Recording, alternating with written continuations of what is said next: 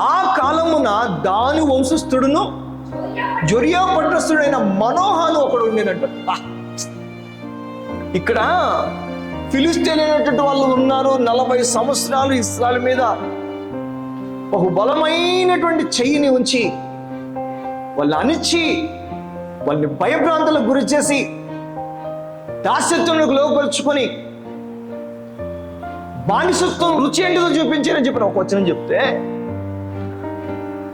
కానీ దాని వంశస్థుడు ఒకడు ఉన్నాడని చెప్పాడు. ఈ మనోహరైనటువంటి వ్యక్తి, ఇతని భార్య, వీళ్ళిద్దరు కూడా చాలా పెద్ద ఆత్మీయమైనటువంటి లోతుల్లో ఉండి అన్నిటినీ గ్రహించుకునే వాళ్ళ అంటే కాదు. ఎందుకనంటే ఒకరోజు ఒక ప్రత్యక్షత అనేది ఆమె పొందుకుంది. దేవుడు ప్రత్యక్షత మనోహ భార్యకి ఇచ్చాడు. ఆమెతో మాట్లాడాడు, అమ్మ నువ్వు గొడ్రాలుగా ఉన్నావు చాలా కాలం నుండి, అయితే నువ్వు కుమారుని కంటావు. ఆ కుమారుడు గర్భములో పడినది మొదలుకొని నాజూరుగా ఉంటాడు, చాలా ప్రత్యేకమైనటువంటి వాడు, దైవ కార్యాలు ఆ బిడ్డ ద్వారా జరుగుతాయి. అయితే ఆ బిడ్డ అట్లా ఇట్లా పెరగకూడదు, నువ్వు ఆ బిడ్డని అట్లా ఇట్లా పెంచకూడదు. అంతేకాదు ఆ బిడ్డని గర్భం దాల్చబోతున్నావు కాబట్టి నువ్వు కూడా ద్రాక్షారసమన్నా మత్తు పానీయం ఏదైనా నువ్వు కూడా తీసుకునకూడదు అని దేవుడు చేయబోయే కార్యాన్ని ఒక దైవజనుడిలాగా అగుపడి ఆమెతో మాట్లాడతాడు. అప్పుడు ఆ స్త్రీ భర్తని కలిసింది, భర్తతో చెప్పింది, అయ్యా అయ్యా ఒక్క మనుషుల్లా కనపడ్డాడు అయ్యా, కానీ చూస్తే దేవదూతలా అక్కడ ఉన్నాడు. అయితే నాతో ఆయన కొన్ని విషయాలు చెప్పాడు. నేను చాలా కాలం గొడ్రాలుగా ఉన్నానని చెప్పి, అయితే నేను గర్భం దాల్చుతానని, మన కడుపులో ఒక నాజీరైన దేవుని ఇజ్రాయెల్ బలాఢ్యుడు పడతాడని అతను నాతో చెప్పాడు. అయితే నువ్వు ఆ సమయంలో లేవయ్యా అని చెప్పంటే ప్రార్థన చేస్తాడు. అయ్యా నా భార్యతో మాట్లాడేవు, ఆ దైవజన్ ద్వారా ఈ విషయం తెలియజేసు, అయితే నాకు స్పష్టత కావాలయ్యా. మేము ఆ బిడ్డకి ఏం నేర్పించాలో, ఆ బిడ్డలో ఎలా, ఆ పెంపకం విషయంలో ఎలా మేము విశ్వాసం చూపాలో మాకు మరలా వినాలని ఉందయ్యా. నేను ప్రార్థన చేస్తాను. 8వ వచనంలో మనోహ ప్రార్థన చేస్తే ఆ చివరి మాట ఏముందంటే, దేవుడు అతని మనవి ఆలకించెను అని చెప్పి వింటుంది. మరలా ఈ దూత వస్తాడు. ఆ స్త్రీ అతను చూడంగానే ఇక పరిగెత్తుకుంటూ వెళ్ళి మనోహకు చెప్తుంది. అప్పుడు మనోహ లేచి తన భార్య వెంబడి వెళ్లి ఆ మనుషుని యొద్దకు వచ్చి, ఈ స్త్రీతో మాట్లాడిన వాడవు నీవేనా అని అతన్ని అడుగగా అతడు నేనే అనెను. అందుకు మనోహ, కావున నీ మాట నెరవేరునప్పుడు ఆ బిడ్డ ఎట్టివాడగునో అతడు చేయవలసిన కార్యం ఎట్టిదో తెలుపుమని మనవి చేయగా, యెహోవా దూత, నేను ఆ స్త్రీతో చెప్పినదంతయు ఆమె చేసుకొనవలెను.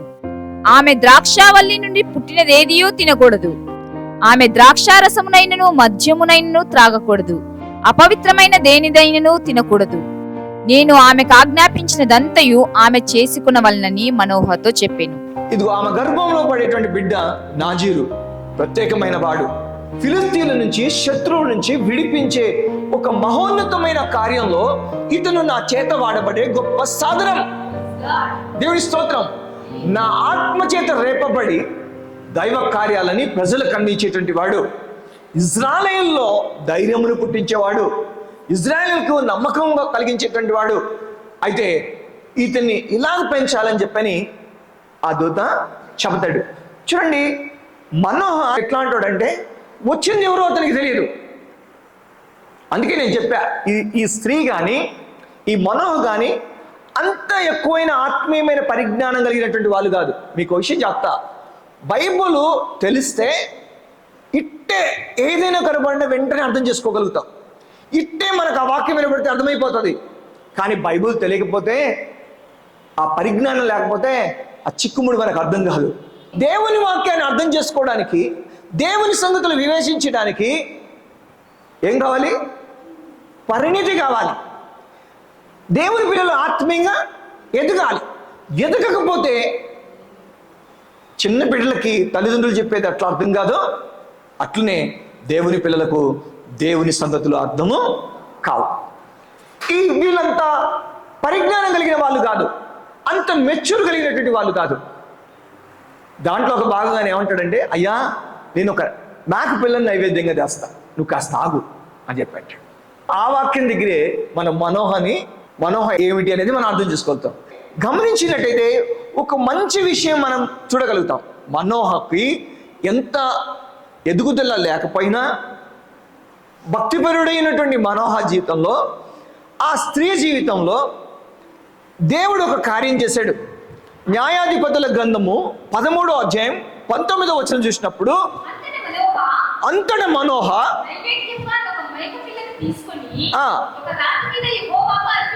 చూడండి, చూసారా, బానిసత్వం కనపడుతుంది. కిందేమో శుభ సమాచారం వచ్చింది. ఇక ఆ బానిసత్వం సంఖ్యలు తెగిపోతున్నాయి. శత్రువు ఆనందం ఎంతో కాలము నిలవదు. శుభ సమాచారం అందింది. వాక్య యొక్క స్పష్టతతో తాము ఊహించని కార్యాలని విన్నారు మనోహ భార్య. అయితే ఏం చేస్తున్నారు?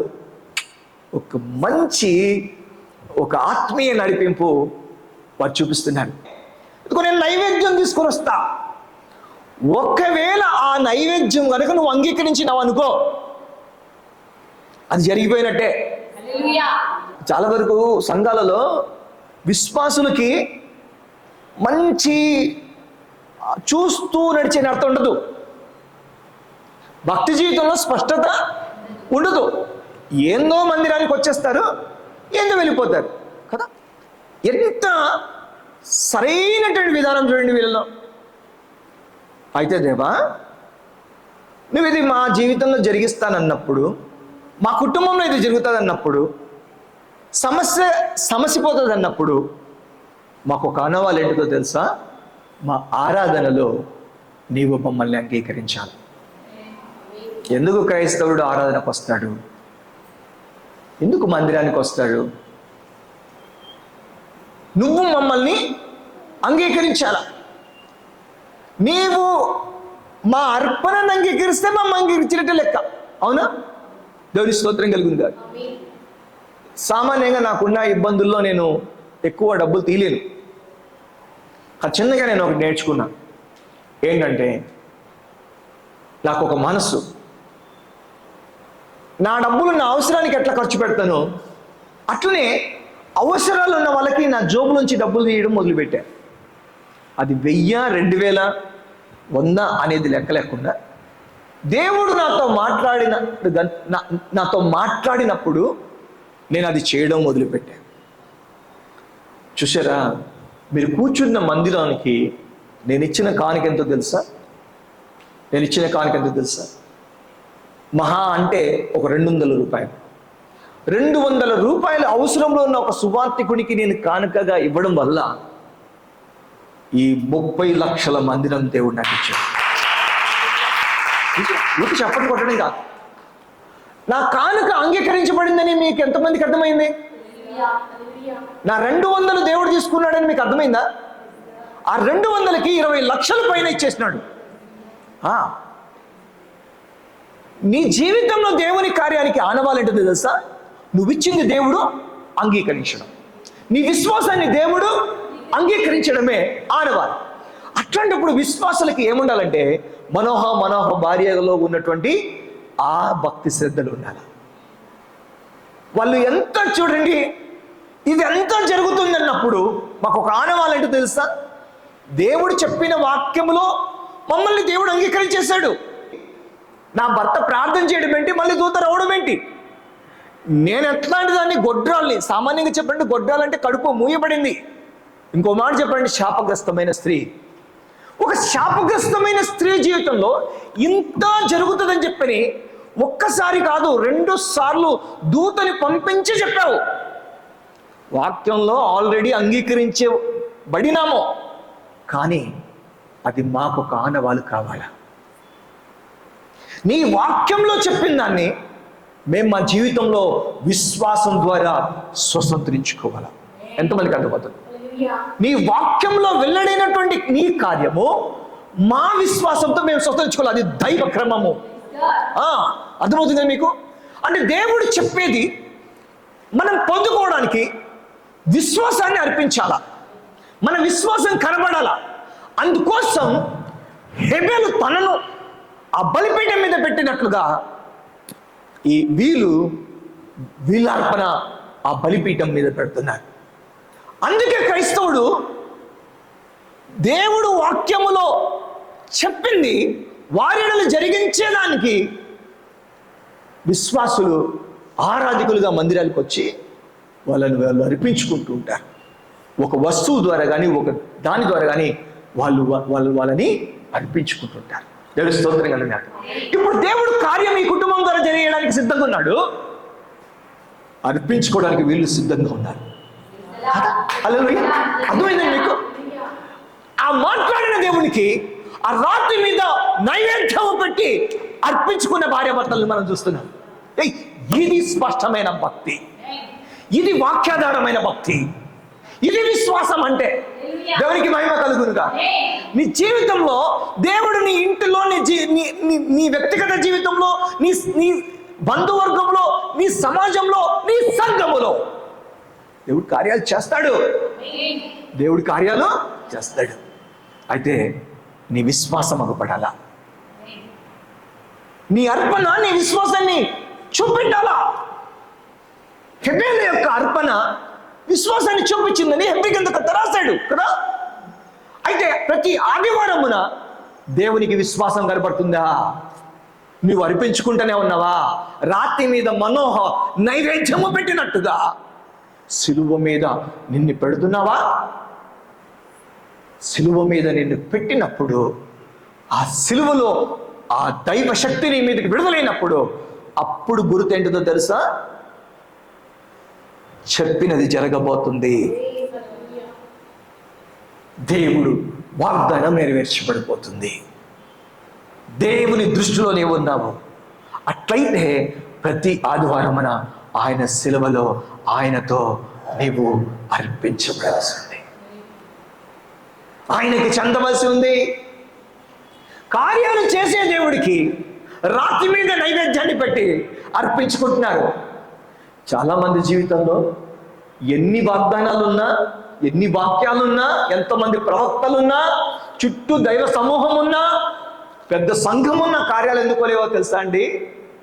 వాళ్ళ చేతుల్లో అర్పించుకున్న విశ్వాసము లేదు. విశ్వాసం అంటే ఏదో అనుకున్నారు, కానీ భార్య భర్తలు చూడండి, అంత ఎదుగుదల లేదు. కానీ వా, ఎంత ప్రార్థనావరుడు, ఎంత భక్తిపరురాలు, వాళ్ళని వాళ్ళు అర్పించుకునే ఇంగితం, జ్ఞానం కలిగి ఉన్నారు. వీళ్ళు ఎంత విశ్వాసం చూపిస్తే, వీళ్ళు ఇంత సన్నివేశంలో దేవుని ఇంత ఆనందింపజేస్తే దేవుడు ఎట్లా ఊరుకుంటాడు చెప్పండి? ఆ మిగిలిన మాట చదివితే మనము న్యాయాధిపతుల గ్రంథము 13వ అధ్యాయము 19వ వచనము, మనోహ నైవేద్యముగా ఒక మేకపిల్లను తీసుకొని ఈ యొక్క రాతి మీద యెహోవాకు అర్పించెను. మనోహయు అతని భార్యయు చూచుచుండగా ఆ దూత యొక్క ఆశ్చర్యకార్యము చేశాను. ఎట్లనగా చూడండి, వాళ్ళ కళ్ళ ముందర ఒకటి జరిగింది. జ్వాలలు బలిపీఠం మీద నుండి ఆకాశమునకు లేచుచుండగా యెహోవా దూత బలిపీఠం మీద నున్న ఆ జ్వాలలో పరమునకు ఆరోహణమాయను. జాగ్రత్తగా చూడండి, ఒక కార్యం జరిగింది. ఏంటంటే ఆ అర్పణ జ్వాలలతో ఆకాశం వైపు లేచినాయంట. చూసిరా, మామూలుగా మనల్ని మనము మన హృదయపూర్వకమైన ఆరాధన చేస్తున్నప్పుడు జ్వాలలు లేస్తున్నాయా? జ్వాలలు లేస్తున్నాయి. కొద్దిగా నిప్పని ఉందా? కొద్దిగానే నిప్పని ఉందా? ఆలోచించేయండి. నువ్వు ఆరాధన చేస్తున్నప్పుడు జ్వాలలు ఏమన్నా ఉన్నాయా? లేవా జ్వాలలు? మత్స్య అదే కయ్యను బలిపీఠం మీద కనబడింది. డైరెక్టర్, దర్శకుడు కయ్యను బలిపీఠం మీద మసి పొగ చూపించాడు. కనీసం నువ్వు ఆరాధనకు వచ్చినప్పుడు, దేవుడు నీతో మాట్లాడినప్పుడు, దేవుని సన్నిధిలో నువ్వు ఉన్నప్పుడు నీ స్తుతి జ్వాలలు అనేవి లేసినయ్యా? ఎప్పుడైనా నిన్ను అర్పించుకున్నప్పుడు అది మండుతున్నట్టుగా నువ్వు చూసావా? నీ హృదయంలో మంట ఉందా? ఎంతమంది గుండెల్లో ఎప్పుడు మంట ఉంది? అక్కడ మంట ఉందంటే అక్కడ శ్రేష్టమైన స్థితి ఉంది అని అర్థం. దేవుడు అంగీకరిస్తున్నాడని అర్థం. ఇక్కడ మంట లేదనుకోండి, దేవుడి వాక్యం అంతున్నా కూడా నువ్వు అర్పించుకోలేదని అర్థము, నీ అర్పణ దేవుడు కాల్చలేదని అర్థము. జ్వాలలంట ఈ అర్పణ కంట తెచ్చింది చిన్న మేకపిల్ల. మీరు చూడండి, చిన్న మేకపిల్ల, కానీ అర్పణ తక్కువ, అగ్ని ఎక్కువ. జ్వాలలు చూడండి. అమ్మ ఉత్త చెప్పండి, నాకు వద్దు తల్లి, మీ చపాతీలు జొన్న రొట్టె చేసినట్టుగా చప్పట్లు కొట్టద్దండి. అస్సలు ఎవడు ఎడవడు, చప్పట్లు కొట్టమని ఎవడు అడుగు. నా బాధ అంత ఏంటంటే, ఒక స్పష్టమైన ఆరాధన, ప్రత్యక్షత ఆరాధన చేయాలా, గుడ్డి ఆరాధన చెయ్యొద్దు, గుడ్డిగా నడవద్దు. నాలో తాపత్రయం నీకు అర్థమైతే సంతోషం. నా దేవునికి బాగా అర్థమైంది. అందుకే దేవుడు ఏమి ఉన్నా ఏమి లేకున్నా ఎట్లా ఉన్నా నిలబెట్టి చూపిస్తున్నాడు. దేవుని స్తోత్రం కలిగినాక ఆదరిస్తున్నాడు, మాట్లాడుతున్నాడు, మంటలు గుండెల్లో దించి అగ్ని జ్వాలగా చూపిస్తున్నాడు కదా. అగ్ని కానరానందున వారు సిగ్గుపడిపోయిరే, అగ్నిలో నుండే నీవు ఏలియాను కనపరచినావే. ఒక అర్పణగా ఒక మనిషి నిలవడానికి రూపకం ఏంటో తెలుసు అంటే, నువ్వు చేసే స్తుతికి నిజరూపం ఏంటి? నువ్వు దేవునికి ఉన్నావన. నేను దేవుని ప్రేమిస్తున్నాను అనడానికి రూపకం ఏంటి? నువ్వు దేవుని కోసం చేసేది. అవునా? ఆరాధనలో స్తుతి ముందు పెడతావు, కానీ నిజమైన అర్థం ఎవరో తెలుసా? నువ్వు స్తుతిస్తున్నప్పుడు, నువ్వు అర్పించుకుంటున్నప్పుడు, దేవా నీకు సరిగ్గా లేదయ్యా, నేను ఎక్కువ ప్రేమించలేదే, నువ్వు నన్ను ఎక్కువ ప్రేమిస్తున్నావయ్యా అని చెప్పి నువ్వు ఆయన ప్రేమతో కాల్చుకుంటూ ఆ అగ్ని చేత నువ్వు మండుతూ నువ్వు అర్పించుకుంటూ ఉన్నప్పుడు ఆ అగ్ని పైకి లేస్తుంది. ఒకవేళ నువ్వు అది చెయ్యకుండా ఏదో ఎవరో చెప్పారు, ఎవరో సేవకుడు చెప్పాడు పనులు చేయాలి, పరిశుద్ధంగా చేయాలి, వీడు రాబోదని చేయాలి, లేదంటే నేను బాప్తిస్మం చేయాలి అని చెప్పని ఏదో ఒక తలంపుతో, ఏదో ఒక అజ్ఞానంతో కనుక నువ్వు బలలో చేసి వెళ్ళిపోతే అగ్ని కానరాకుండా నువ్వు అంగీకరించబడట. లేక చాలా ఆరాధనలు గుండెలు మండి దేవునికి చెందాల్సిన రీతిగా, దేవుడిని స్వీకరించే రీతిగా ఆరాధనలు లేదు కాబట్టి సిగ్గుపడిపోయేటువంటి జీవితాలు ఉన్నాయి. కర్మేలు పర్వతం మీద ఆ నడుపుల మీద అగ్ని లేదు, సిగ్గుపడాల్సిన పరిస్థితి వచ్చింది. బయలు ప్రవక్తల యొక్క అర్పణ మీద అగ్ని లేదు, సిగ్గుపడాల్సిన పరిస్థితి వచ్చింది. చాలా మంది విశ్వాసాల జీవితాల్లో దేవుని సంబంధమైన ఏ ధైర్యం లేక, ఏ విశ్వాసం లేదు, రాజీ పడిపోతూ సిగ్గుపడిపోయే పరిస్థితుల్లో ఉండడానికి కారణం ఏంటో తెలుసా? సరిగ్గా దేవునికి అర్పించుకోకపోవడం, అది నీ అర్పణని మన్నించకపోవడమే, దేవుని ప్రేమలో నువ్వు మన్నకపోవడమే. కాబట్టి పాస్టర్ గారు, అన్నయ్య, అయ్యారు అక్కడ చూస్తున్న వాళ్ళు కూడా ఏంటి, ఆ రోజుల్లో అగ్ని దిగింది, ఈ రోజుల్లో కూడా అగ్ని దిగుతుందా? అగ్ని ఉందా అంటే అగ్ని ఉంది. నీకు ఆ అగ్ని కనబడినప్పుడు ధైర్యం వస్తుంది. ఆ అగ్ని నీకు ధైర్యం. ఇప్పుడు మనోహర యొక్క అర్పణకు ధైర్యం ఏంటిది? ఆ జ్వాలలు లేస్తున్నప్పుడు అవి వీళ్ళు అనిపించిన మంట కాదని చెప్పని అర్థం ఏంటంటే, అతని మనసా లేక దేవదూత తెలియని వీళ్ళకి ఆ మంట కొండనే ఆ వ్యక్తి వెళ్ళిపోయాడంటే అర్థమైపోయింది ఏంటంటే, కింద నుంచి పైకి సంబంధం కలిసింది అని చెప్పని వీళ్ళకి అర్థమైపోయింది కదా. ఇక మా నుండి దేవునికి, దేవుని నుండి మాకు కార్యాలు ఉన్నాయని వాళ్ళకి అర్థమైపోయింది.